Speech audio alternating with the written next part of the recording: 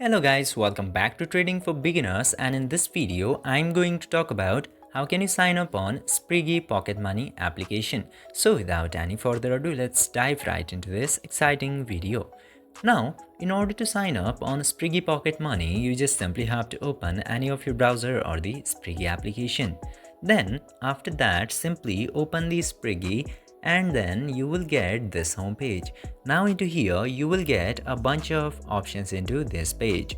You just simply have to tap to this Get Spriggy option, and after tapping into Get Spriggy you just simply have to fill all the details required in this page.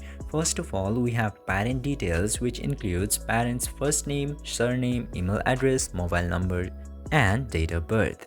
And after that, you just simply have to enter the first name and last name of the kid. And after that, just simply choose the card color or design from this page. And after choosing that, you can choose the option of add second child, or you can just leave it as it was. And after that, you just simply have to type your card delivery address.